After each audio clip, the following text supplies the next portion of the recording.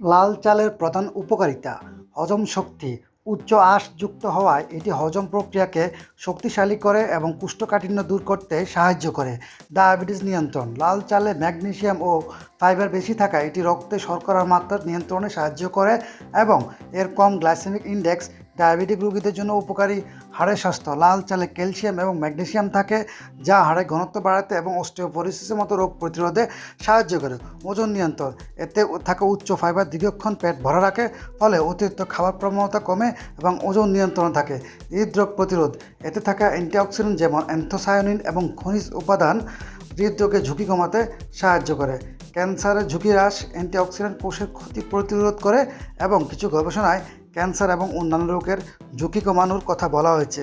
শক্তি বৃদ্ধি। এটি শরীরে শক্তি যোগাতে সাহায্য করে, যা শারীরিক সুস্থতা বজায় রাখতে গুরুত্বপূর্ণ ভূমিকা রাখে।